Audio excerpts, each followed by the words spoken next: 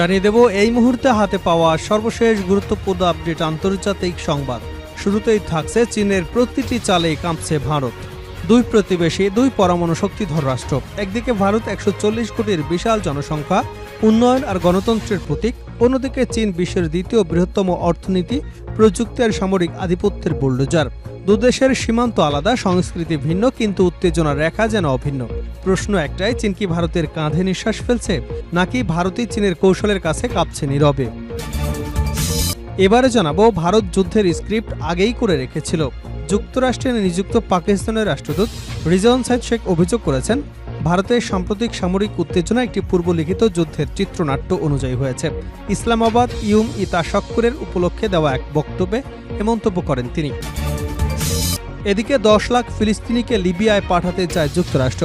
অবরুদ্ধ গাজায় বসবাসরত প্রায় 22 লাখ ফিলিস্তিনিদের মধ্যে 10 লাখ বাসিন্দাকে লিবিয়ায় স্থায়ীভাবে স্থানান্তরের পরিকল্পনা করছে ডোনাল্ড ট্রাম্পের প্রশাসন। ইসরায়েলকে সর্বদা এ বিষয়ে হালনাগাদ তথ্য জানানো হচ্ছে বলে পরিকল্পনার সঙ্গে জড়িত 3টি সূত্র নিশ্চিত করেছে। জানাবো, মধ্যপ্রাচ্য সফরে মাত্র 1 ফোঁটা তেল পেলেন ডোনাল্ড ট্রাম্প। মার্কিন প্রেসিডেন্ট ডোনাল্ড ট্রাম্প সংযুক্ত আরব আমিরাতে সফরে গিয়ে এক ব্যবসায়িক অনুষ্ঠানে অংশ নেন। সেখানে আবুধাবি ন্যাশনাল ওয়েল কোম্পানির প্রধান সুলতান আল জাবের তাকে উপহার হিসেবে একটি ক্যাপসুলে তেলের ফোঁটা দেন। এই তেল মুরবান নামে পরিচিত, যা পৃথিবীর সেরা মানের তেল হিসেবে বিবেচিত হয়। এবং সর্বশেষ জানাবো, গাজায় ব্যাপক অভিযান, ইসরায়েলে নিহত আরও শতাধিক। ইসরায়েলি সামরিক বাহিনী জানিয়েছে, গাজায় আরও ব্যাপক অভিযান চলছে। গত 24 ঘন্টা ধরে সেখানে ব্যাপক আক্রমণ চালানো হয়েছে। এর মাধ্যমে দখলদার সেনারা গাজা উপত্যকা নিয়ন্ত্রিত এলাকাগুলো দখলের চেষ্টা করছে। শুক্রবার ভোর থেকে গাজার উত্তরাঞ্চলে ইসরায়েলি বিমান হামলায় কমপক্ষে 115 জন নিহত হয়েছেন। ইসরায়েলি বাহিনী হাজার হাজার ফিলিস্তিনিকে উত্তর গাজার কিছু অংশ ছেড়ে যাওয়ার নির্দেশনা দিয়েছে। এতক্ষণ শিরোনাম শুনছিলেন, এবার বিস্তারিত। প্রিয় দর্শক, আপনি যদি এই চ্যানেলে নতুন হয়ে থাকেন, ভিডিওটি দেখতে দেখতে চ্যানেলটি সাবস্ক্রাইব করে আমাদের সঙ্গে থাকুন। আর এই ভিডিও সম্পর্কে আপনি আপনার মূল্যবান মতামতটি কমেন্ট বক্সে জানিয়ে দিন। আর হ্যাঁ প্রিয় দর্শক, জানিয়ে দিন ভিডিওটি কোথা থেকে দেখছেন। চীনের প্রতিটি চালেই কাঁপছে ভারত। দুই প্রতিবেশী, দুই পরমাণু শক্তিধর রাষ্ট্র। একদিকে ভারত 140 কোটির বিশাল জনসংখ্যা, উন্নয়ন আর গণতন্ত্রের প্রতীক। অন্যদিকে চীন বিশ্বের দ্বিতীয় বৃহত্তম অর্থনীতি, প্রযুক্তি আর সামরিক আধিপত্যের বুলডোজার। দুদেশের সীমান্ত আলাদা, সংস্কৃতি ভিন্ন, কিন্তু উত্তেজনা রেখা যেন অভিন্ন। প্রশ্ন একটাই, চীন কি ভারতের কাঁধে নিঃশ্বাস ফেলছে, নাকি ভারতই চীনের কৌশলের কাছে কাঁপছে নীরবে? 1962 সালে ভারত চীন যুদ্ধ, যেটি দিল্লির জন্য ছিল এক জাগরণের চপ্পিটাঘাত। ভারতীয় সেনারা সেই যুদ্ধে যে পরাজয়ের স্বাদ পান, তার রেশ এখনও কৌশলগত চিন্তায় টাটকা। লাদাখ, অরুণাচল, ডোকলাম নামগুলো যেন যুদ্ধক্ষেত্রের প্রতীক। সীমান্তে কাটাতার নেই, কিন্তু আছে আইন অব অ্যাকচুয়াল কন্ট্রোল, যেটা চীন বারবার লঙ্ঘন করেছে। ভারতের বাজারে চীনা পণ্যের দাপট। মোবাইল ফোন থেকে ইলেকট্রনিক যন্ত্রাংশ, খেলনা থেকে সোলার প্যানেল, সর্বত্র চীনের ছায়া। আত্মনির্ভর ভারত নামের স্লোগান শোনা গেলেও বাস্তবে এই নির্ভরতা ভাঙা কঠিন। চীন যদি হঠাৎ সরবরাহ বন্ধ করে দেয়, তাহলে ভারতীয় শিল্প খাত কাঁপতে বাধ্য। সম্প্রতি চীন একতরফাভাবে অরুণাচল প্রদেশের 30টিরও বেশি স্থানের নাম বদলে নিজেদের মানচিত্রে জায়গা দিয়েছে। ভারত একে বলছে অগ্রহণযোগ্য। কিন্তু প্রশ্ন হলো, চীন যখন মানচিত্রে খেলা খেলছে, তখন ভারত শুধু প্রতিবাদেই কেন থেমে থাকে? প্রশ্নটা আজ মুখে মুখে। ভারত কি সত্যিই চীনকে ভয় পায়? হয়তো সরাসরি নয়, কিন্তু চীনের প্রতিটি পদক্ষেপে, প্রতিটি আগ্রাসী অবস্থানে দিল্লির প্রতিক্রিয়া যেন ধৈর্যের পরীক্ষা। না, ভারত পিছু হটছে না, কিন্তু আগানোও যাচ্ছে না। এই সম্পর্কটা এখন স্রেফ কূটনৈতিক নয়, এ যেন ঠান্ডা যুদ্ধের এক নতুন অধ্যায়, যেখানে বন্দুক নেই, গুলি নেই, কিন্তু প্রতিটি চালে যুদ্ধের দামহামা বাজে। বিশ্লেষকরা বলছেন, এটা যুদ্ধ নয়, এটা ক্ষমতার কৌশল, যেখানে কে কাকে ভয় পায় তা নয়, বরং কে কাকে ঘায়েল করতে বেশি সময় নিচ্ছে, সেটাই এখন দেখার বিষয়। ভারত যুদ্ধের স্ক্রিপ্ট আগেই করে রেখেছিল।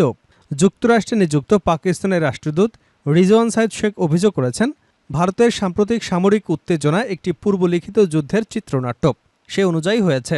ইসলামাবাদে তাশাক্কুর উপলক্ষে দেওয়া এক বক্তব্যে তিনি মন্তব্য করেছেন।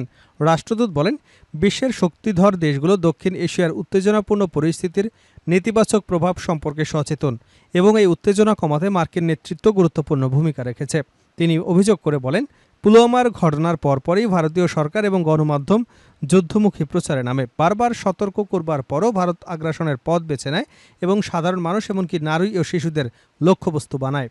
রাষ্ট্রদূত জানান, পাকিস্তান 22 এপ্রিল থেকে ভারতের কাছে নির্দিষ্ট প্রমাণ চেয়ে আসছে, কিন্তু ভারত তা দিতে ব্যর্থ হয়েছে। এছাড়াও তিনি বলেন, মসজিদ লক্ষ্য করে হামলা চালানো সহ ভারতের কিছু পদক্ষেপ খুবই উস্কানিমূলক এবং অশান্তিকর। এ বক্তব্যে তিনি স্পষ্ট করে জানান, পাকিস্তান কূটনৈতিক পথেই সমস্যার সমাধান চায়, কিন্তু ভারতের আচরণ শান্তি স্থাপনে বড় বাধা।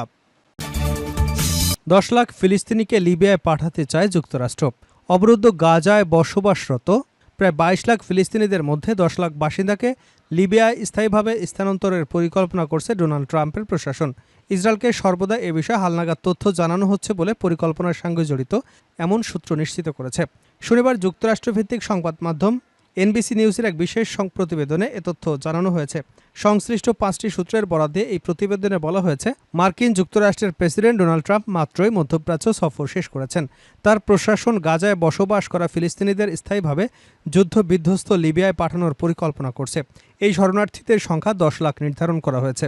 তবে লিবিয়া সরকারের সঙ্গে এখনও কোনো চুক্তি হয়নি। চুক্তি নিয়ে আলোচনা চলমান। এজন্য তহবিল প্রদান, বিনামূল্যে আবাসন এবং বৃত্তির মতো প্রণোদনা বিবেচনা করা হচ্ছে। মার্কিন প্রশাসন পরিকল্পনাটি বেশ গুরুত্ব সহকারে বিবেচনা এবং পর্যালোচনা করছে। লিবিয়া সরকারের সঙ্গে আলোচনা অব্যাহত থাকার শক্ত প্রমাণ পেয়েছে বলেও দাবি করেছে এনবিসি নিউজ। 3টি সূত্রের বরাত দিয়ে সংবাদ মাধ্যমটি জানিয়েছে, ফিলিস্তিনিদের আশ্রয় দেওয়ার বিনিময়ে লিবিয়াকে 1 দশকেরও বেশি সময় ধরে আটকে থাকা কোটি কোটি ডলারের তহবিল ছেড়ে দেবে যুক্তরাষ্ট্র। এখনও চুক্তি হয়নি এবং চলমান আলোচনার আপডেট ইসরায়েলকে জানানো হচ্ছে। মার্কিন স্টেট ডিপার্টমেন্ট এবং জাতীয় নিরাপত্তা পরিষদ এ বিষয়ে কোনো মন্তব্য করেনি। তবে কতজন ফিলিস্তিনি গাজা ত্যাগ করতে রাজি হবে তা স্পষ্ট নয়। হামাসের এক জ্যেষ্ঠ কর্মকর্তা বাসেম নাইম বলেছেন, হামাস ফিলিস্তিনিদের লিবিয়ায় স্থানান্তরের পরিকল্পনা সম্পর্কে কিছু জানে না। খবরটি গুজব। যদি স্থানান্তর পরিকল্পনা করে তবে আমি এর নিন্দা জানাই। তিনি বলেন, ফিলিস্তিনিরা তাদের মাতৃভূমিতে প্রতিষ্ঠিত, মরুভূমির প্রতি অত্যন্ত দৃঢ়ভাবে প্রতিশ্রুতিবদ্ধ এবং তারা শেষ পর্যন্ত লড়াই করতে এবং তাদের ভূমি, মাতৃভূমি, পরিবার এবং তাদের সন্তানদের ভবিষ্যৎ রক্ষার জন্য যে কোনো ত্যাগ স্বীকারের জন্য প্রস্তুত আছে। তিনি আরও বলেন, ফিলিস্তিনিরাই শুধুমাত্র সিদ্ধান্ত নেবে তাদের কি করা উচিত এবং কি করা উচিত নয়। এই সিদ্ধান্ত নেওয়ার অধিকার একমাত্র তাদেরই রয়েছে। মুয়াম্মার গাদ্দাফির পতনের পর গত 14 বছর ধরে লিবিয়া গৃহযুদ্ধ চলছে। পশ্চিমে আব্দুল হামিদ দেইব এবং পূর্বে খলিফা হাফতারের নেতৃত্বে ক্ষমতা এবং আধিপত্য সংঘাতের মধ্যে মার্কিন নাগরিক দেশটিতে ভ্রমণ না করবার পরামর্শ দিয়েছে পররাষ্ট্র দপ্তর। মধ্যপ্রাচ্য সফরে মাত্র 1 ফোঁটা তেল পেলেন ডোনাল্ড ট্রাম্প। মার্কিন প্রেসিডেন্ট ডোনাল্ড ট্রাম্প সংযুক্ত আরব আমিরাতে সফরে গিয়ে এক ব্যবসায়িক অনুষ্ঠানে অংশগ্রহণ করেন। সেখানে আবুধাবি ন্যাশনাল অয়েল কোম্পানির প্রধান সুলতান আল জাবের তাকে উপহার হিসেবে একটি ক্যাপসুল তেলের ফোঁটা দেন। এই তেল মুরবান নামে পরিচিত, যা পৃথিবীর সেরা মানের তেল হিসেবে বিবেচিত হয়। তবে ট্রাম্প কৌতুক করে বলেন, এটা পৃথিবীর সেরা তেল, কিন্তু আমাকে শুধু 1 ফোঁটা দেওয়া হলো। আমি খুব খুশি নই। তার এই মন্তব্যে উপস্থিত সবাই হাসিতে ফেটে পড়ে। মুরবান তেল 1958 সালে আবিষ্কৃত হয় এবং এটি অত্যন্ত কম কার্বন নির্গমনকারী। এই তেলের গ্র্যাভিটি 40 এবং সালফারের পরিমাণ খুবই কম। এই সফরের সময় ইউএই এবং যুক্তরাষ্ট্রের মধ্যে একটি বড় বিনিয়োগ চুক্তি হয়।